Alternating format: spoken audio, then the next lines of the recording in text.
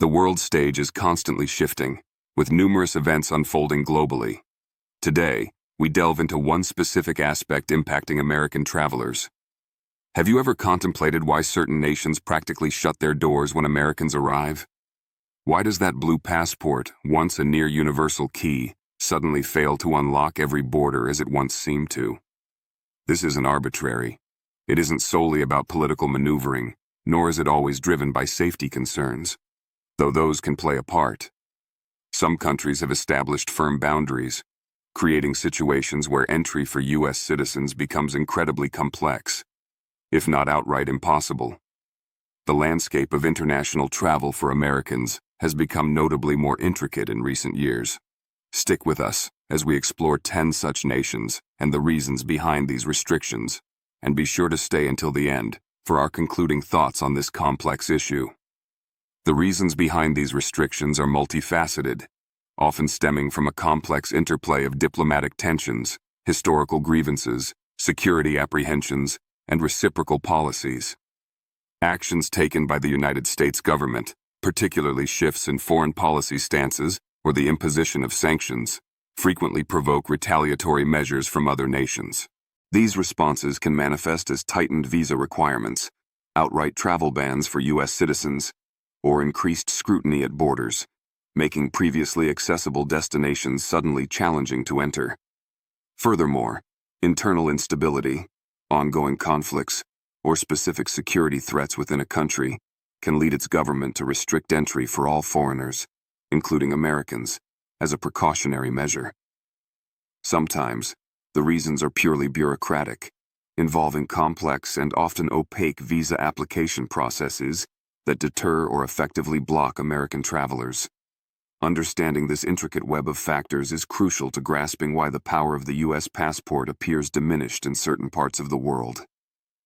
Before we dive deeper into the specific countries, if you find this information valuable, please consider subscribing to our channel and hitting the like button. Your support is vital for helping us continue to bring you in-depth analysis on global politics and economics. Also, let us know in the comments where you're watching from. We love hearing from our audience around the globe. First on our list is North Korea. Have you ever considered a place where time itself operates differently, quite literally by government decree? This is a nation so tightly controlled that your personal belongings, phone, clothes, and even your expressed thoughts could be subject to intense inspection upon entry, assuming you could even get that far. This isn't a scene from dystopian fiction. This is the reality of North Korea. And for American citizens, entry is effectively forbidden. Since 2017, the United States government has prohibited its citizens from traveling to North Korea using a U.S. passport without special validation. This ban was implemented following the tragic death of Otto Warmbier, an American student who was detained during a tour and suffered severe neurological injury under mysterious circumstances while in custody. He was returned to the U.S. in a coma and passed away shortly after. The U.S. Department of State continues to issue the highest-level travel advisory, Level 4, Do Not Travel, for North Korea, citing the serious risk of arrest and long-term detention for American citizens. The North Korean system enforces laws arbitrarily, and the risk of being detained for actions that might not be considered criminal elsewhere, or for reasons entirely unclear, remains exceptionally high. There is no U.S. embassy or consulate in North Korea, meaning the U.S. government has no means to provide routine consular services to its citizens there. While tourists from some other countries can visit North Korea, typically under strictly monitored group tours where interaction with locals is minimal and movement is heavily restricted, Americans are barred. Even humanitarian visits require extraordinary special permission from both the U.S. and North Korean governments, and these are rarely granted. North Korea stands out as one of the very few places on Earth where simply holding a U.S. passport slams the door shut. The profound political and ideological chasm between the two nations, coupled with the grave risks highlighted by incidents like Otto Warmbier's, makes North Korea virtually inaccessible. It's a stark reminder that international relations and safety concerns can erect impenetrable barriers. You might be surprised by what other countries share this list. Stay tuned, especially for the conclusions at the end. Next, let's turn our attention to Iran. Have you ever attempted to plan an international trip, only to discover that your very nationality is the primary obstacle preventing your visa approval?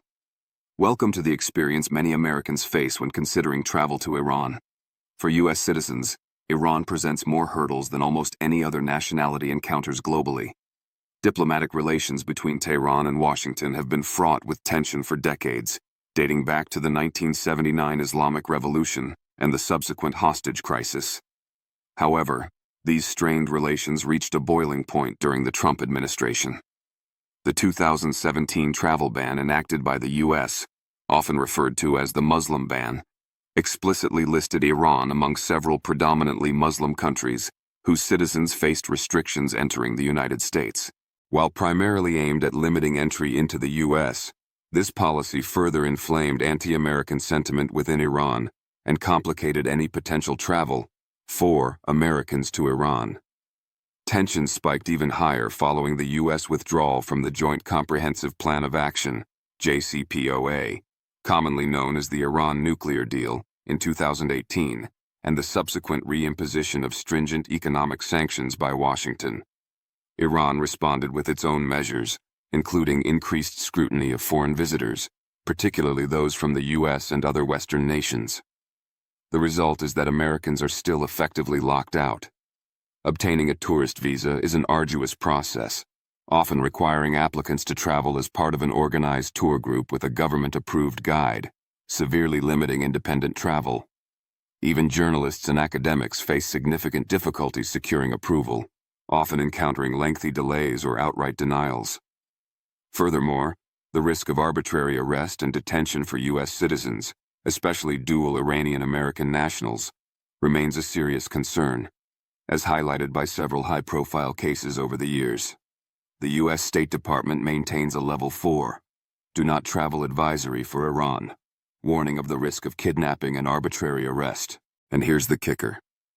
Dual nationals might not even be able to leave if they manage to enter, as Iran does not recognize dual nationality and may treat them solely as Iranian citizens, denying them access to U.S. consular services. Iran, a country rich in ancient history, boasting stunning architecture from millennia of civilization, and possessing a vibrant, complex culture, remains largely off-limits due to this deeply entrenched political hostility. For Americans, it might as well be another planet, a destination locked away not just by distance, but by decades of geopolitical conflict. Consider Libya. Are you prepared for a travel adventure where the main international airport in the capital city, Tripoli, is only partially operational due to past and potential conflict, and where the city itself, along with much of the country, is divided between rival armed groups who don't recognize each other's authority, let alone a central government's? That's precisely the situation you would encounter in Libya, assuming you could even secure entry in the first place. For American citizens, travel to Libya is essentially shut down. The U.S. Embassy in Tripoli suspended all operations and evacuated its staff back in 2014 due to the escalating violence and instability following the overthrow of Muammar Gaddafi. It has not reopened since. Why the continued closure and extreme travel warning? Because the entire country remains fractured and deeply unstable. Rival governments, one based in the east and another in the west, vie for control, while numerous militias, often aligned with tribal or regional interests, control significant territories, including major cities and critical infrastructure. The security situation is precarious, marked by frequent clashes between armed factions, kidnappings, explosions, and a general breakdown of law and order. International headlines occasionally capture the dangers when reporters or aid workers brave enough to enter become targets. Foreigners, particularly Americans and other Westerners, have been specifically targeted for violence, kidnapping for ransom, and wrongful detention. Some individuals have been held captive for weeks, even months, often without any clear cause stated or means of communication with the outside world. The U.S. State Department maintains its highest travel advisory, Level 4, Do Not Travel, for Libya, explicitly warning of crime, terrorism, civil unrest, kidnapping, and the dangerously limited ability of the U.S. government to provide any assistance to its citizens there. The U.S. government has no personnel on the ground to offer help, no evacuation plans in place should things deteriorate further, and no embassy doors to knock on if trouble arises. If things go south in Libya, there is no cavalry coming for American citizens. Even essential services are unreliable. Contractors, aid workers, and journalists who do attempt to enter face extreme risks and operate largely on their own. Therefore, even contemplating tourism is out of the question. There are no regulated tour agencies, no reliable accommodations that can guarantee safety, and absolutely no guarantee that a road deemed safe one day won't become a conflict zone the next. Libya isn't just off the beaten path. It's a complete no-go zone, one of the most inaccessible and perilous places for U.S. citizens in the entire world due to the pervasive instability and the absence of diplomatic protection. The unpredictability is what makes it exceptionally dangerous. Now, let's discuss Syria. Imagine a place where entire city blocks have been reduced to rubble by years of devastating conflict, where the echoes of airstrikes still punctuate the nights in certain regions, and where borders are guarded not just by soldiers, but by deep-seated suspicion and the watchful eyes of various competing factions. This is the stark reality of Syria, and for American citizens, gaining entry is nearly impossible and extraordinarily dangerous. Let's be absolutely clear. Syria has been under a level 4. Do not travel advisory from the U.S. State Department for many years, and for overwhelmingly valid reasons. The country remains an active war zone.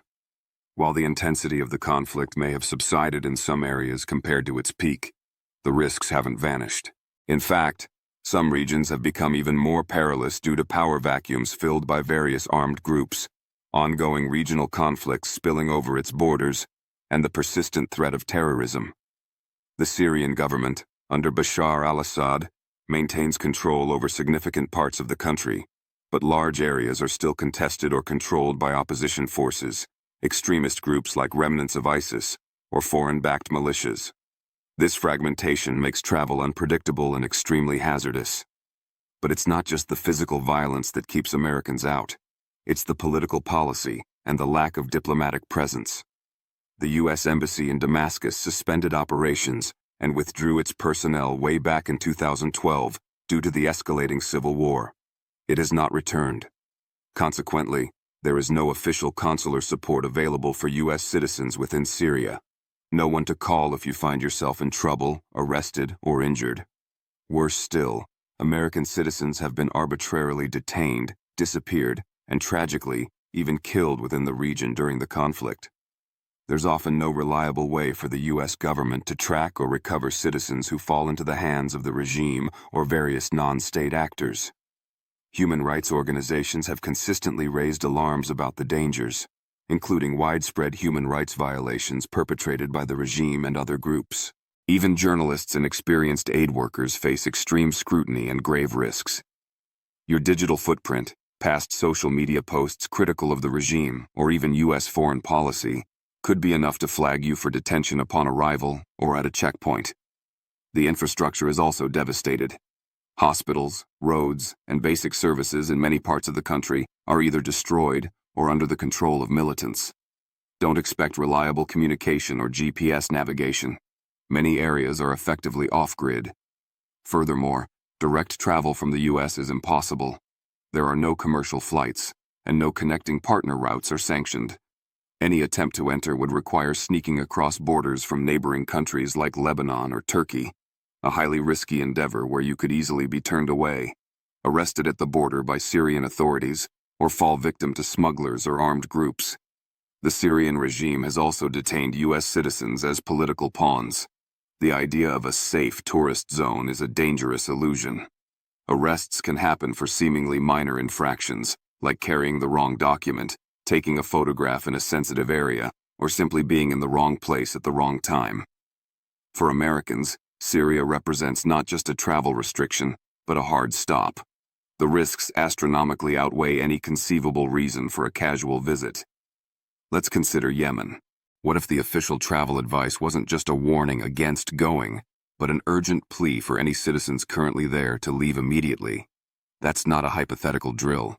That's the stark reality for U.S. citizens concerning Yemen. This isn't your standard travel advisory. It signifies a situation of extreme and pervasive danger, full-blown chaos.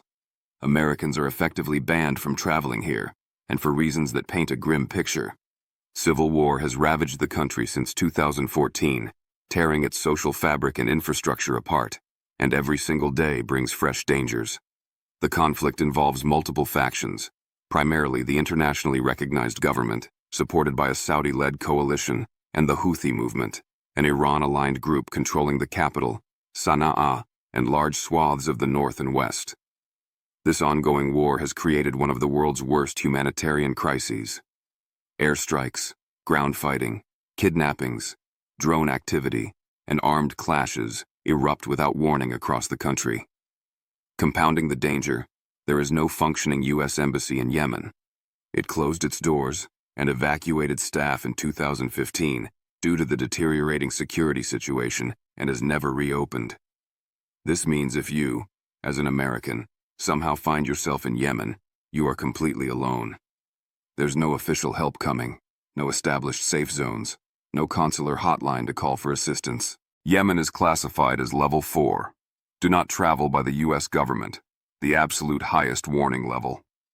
This advisory covers a terrifying range of threats: terrorism, civil unrest, health risks due to collapsing medical infrastructure and outbreaks of diseases like cholera, kidnapping, arbitrary detention by various factions, and piracy off its coasts. Even humanitarian organizations that once had a significant presence have drastically scaled back or withdrawn staff due to the extreme instability and direct threats against aid workers.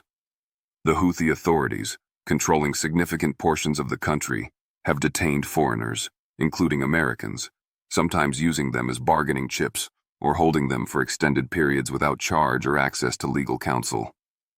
Many of these cases never even make international news.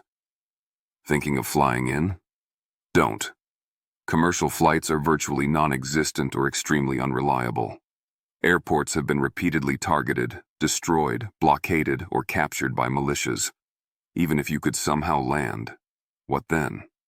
Safe ground transportation is a fantasy.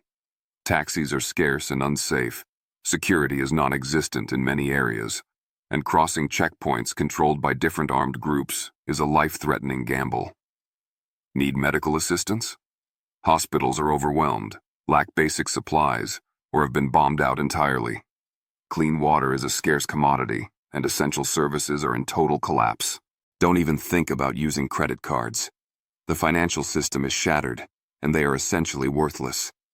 Every corner of Yemen screams danger for outsiders, particularly for Americans who may be viewed with suspicion or as high-value targets by various groups.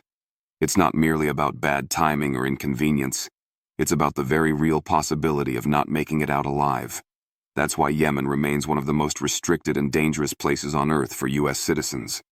Consider Somalia. Does the idea of modern-day pirates immediately conjure images from adventure movies? Think again.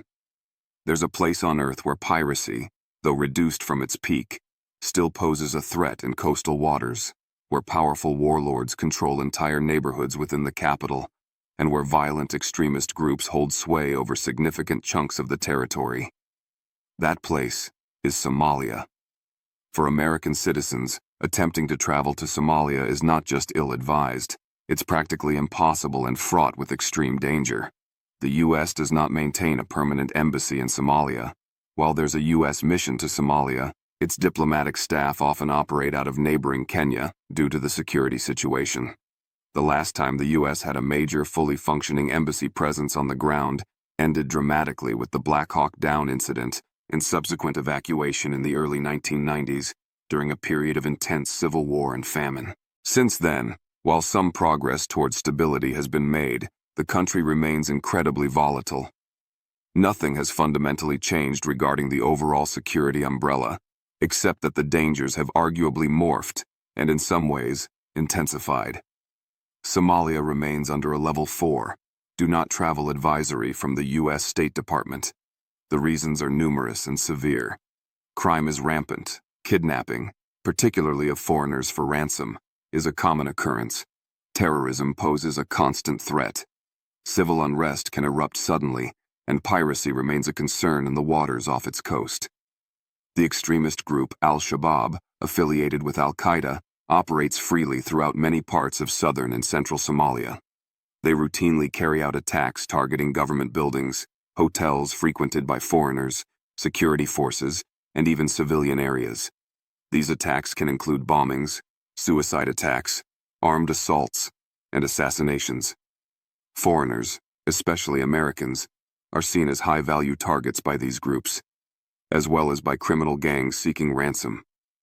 If you're not held for ransom, you might simply disappear altogether, falling victim to violence or arbitrary detention by non-state actors.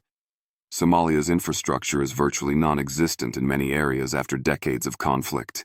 There's no stable nationwide power grid, reliable cell service is patchy at best outside major towns, and in many regions, there's no effective rule of law or functioning police force.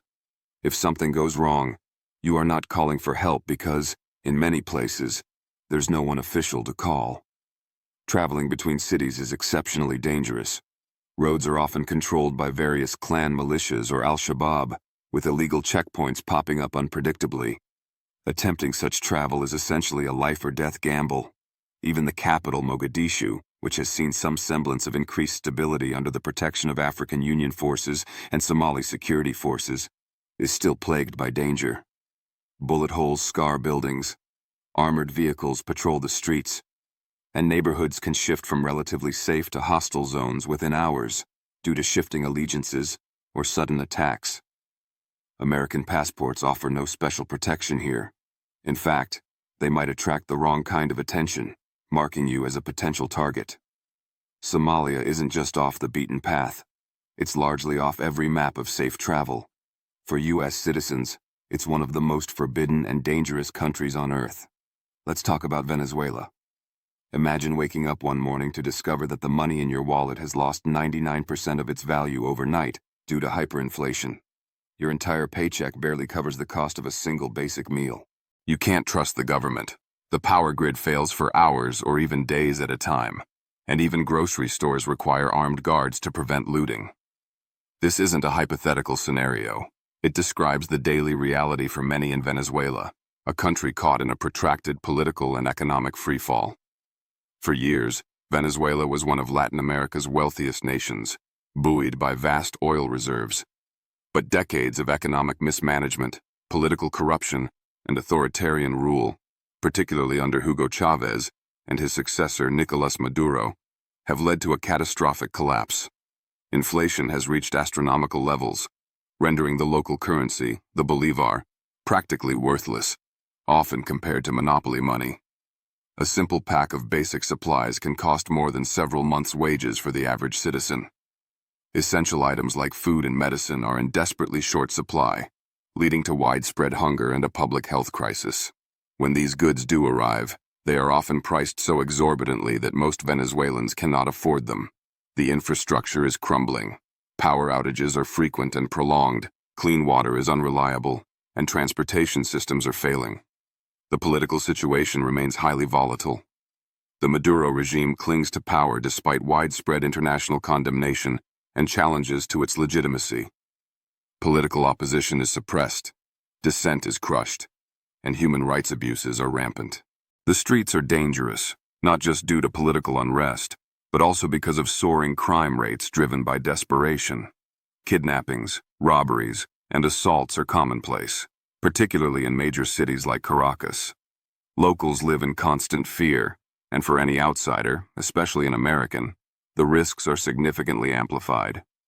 The U.S. State Department maintains a Level 4, do not travel advisory for Venezuela, citing crime, civil unrest, poor health infrastructure, kidnapping, and the arbitrary enforcement of local laws. The U.S. Embassy in Caracas suspended operations in 2019, meaning there is no consular assistance available for American citizens. Americans traveling to Venezuela face the risk of wrongful detention. Several U.S. citizens have been arrested and held for long periods on dubious charges, often viewed as political pawns by the Maduro regime. Furthermore, the country's instability means that law enforcement is often ineffective or corrupt, and reliable help is non-existent in many areas. Venezuela has tragically transformed from a nation of potential to a country teetering on the brink, a place its own people are fleeing in droves, seeking refuge elsewhere. For an American considering a visit, the dangers associated with the economic collapse, political turmoil, rampant crime, and lack of diplomatic support make it an exceptionally high-risk destination. Thinking of visiting? The U.S. government strongly advises against it, and the reality on the ground underscores why. Cuba. When you picture Cuba, what comes to mind? Perhaps sun-drenched beaches, vintage American cars cruising down the Malecón, the rhythm of salsa music, world-famous cigars, and potent rum? It sounds like a tropical paradise steeped in nostalgic charm, doesn't it? But beneath this carefully cultivated tourist image lies a more complex and restrictive reality, especially for American travelers. While not as overtly dangerous as some war-torn nations on this list, Cuba presents its own unique set of significant challenges and restrictions for U.S. citizens. Cuba is, fundamentally, a country under authoritarian rule. The Cuban government controls nearly every aspect of life, from the economy and media to the movement of its own citizens and visitors. While tourism is permitted and even encouraged in designated areas, the relationship between Cuba and the United States remains complicated by decades of political tension and a long-standing economic embargo. Although diplomatic relations were partially restored in recent years, allowing for some relaxation of travel rules under specific categories, significant restrictions remain. Americans cannot simply travel to Cuba for general tourism. U.S. law requires that travel falls under one of 12 authorized categories, such as family visits, professional research, educational activities, religious activities, or participation in public performances or athletic competitions. Even under these categories, travelers must adhere to strict itineraries and often face limitations on where they can stay and what businesses they can patronize due to U.S. sanctions targeting entities linked to the Cuban military and intelligence services. Life for the average Cuban is far from the idyllic picture sometimes presented. Shortages of food, medicine, and basic goods are common. The infrastructure, while possessing a certain vintage appeal in tourist zones, is often dilapidated elsewhere. Internet access is limited, expensive, and heavily censored by the government. Personal freedoms are significantly curtailed. The Cuban government maintains extensive surveillance networks, and even seemingly innocent conversations with locals could be monitored by authorities. While violent crime against tourists is relatively low compared to some other countries in the region, petty crime like pickpocketing can occur, especially in crowded areas. More significantly for Americans, there's always the underlying political tension. While relations have thawed somewhat compared to the Cold War era, incidents can still arise. And the Cuban government is known for its suspicion of foreigners, particularly Americans. Arbitrary detentions, while less common than in some other nations on this list, are not unheard of, especially if authorities perceive activities as political or undermining the state. Furthermore, the U.S. Embassy in Havana operates with reduced staff and capacity following unexplained health incidents affecting personnel, limiting the consular support available to American citizens in case of emergency. So, while Cuba might offer beautiful scenery and a unique cultural experience, it is decidedly not the carefree tourist paradise often imagined. For Americans, navigating the travel restrictions, being mindful of surveillance, understanding the economic hardships faced by locals, and the potential for political complications make it a destination requiring careful planning and awareness. A place where the charming facade masks a tightly controlled system. Let's journey to West Africa and discuss Nigeria. Imagine residing in a nation where the specter of violence and insecurity casts a long shadow over daily existence. Welcome to Nigeria, a country grappling with a complex array of security challenges, including terrorist groups, frequent kidnappings, and pervasive gang violence, making it a particularly risky environment for travelers, especially Americans. Nigeria, Africa's most populous nation and one of its largest economies, is unfortunately plagued by instability in several regions. The U.S. State Department frequently issues travel advisories highlighting significant risks. While specific levels may fluctuate, Warnings often focus on terrorism, kidnapping, and violent crime. In the northeast, terrorist groups like Boko Haram and its offshoot, the Islamic State West Africa Province, ISWAP, continue to wage a brutal insurgency. They carry out bombings, suicide attacks, raids on villages, and mass kidnappings, targeting both civilians and security forces. Although their activities are concentrated in the northeast, their reach can extend to other areas. Beyond terrorism, kidnapping for ransom is a major problem across many parts of Nigeria, including urban centers and along major highways. Victims range from wealthy Nigerians to expatriates and foreign travelers. Armed gangs, sometimes referred to locally as bandits, operate with impunity in some northwestern and central states, engaging in large-scale cattle rustling, village raids, and mass abductions, including targeting schools.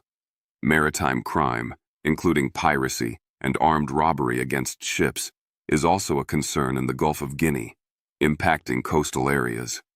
Furthermore, intercommunal violence, often rooted in disputes over land and resources between herders and farming communities, flares up periodically in central Nigeria. In addition to these violent threats, the country's infrastructure faces significant challenges. While major cities like Lagos and Abuja have more developed facilities, basic services such as healthcare and reliable transportation can be lacking or unreliable in many other areas, particularly rural regions. Corruption is also a deeply entrenched problem, affecting various aspects of daily life and potentially complicating interactions with authorities. For Americans considering travel to Nigeria, it represents an environment requiring extreme caution. The risk of becoming a victim of violent crime, terrorism, or kidnapping is real and geographically widespread.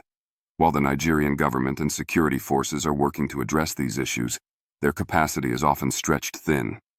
Travelers must be acutely aware of their surroundings, avoid high-risk areas, maintain a low profile, and consider professional security arrangements, especially if venturing outside major hubs.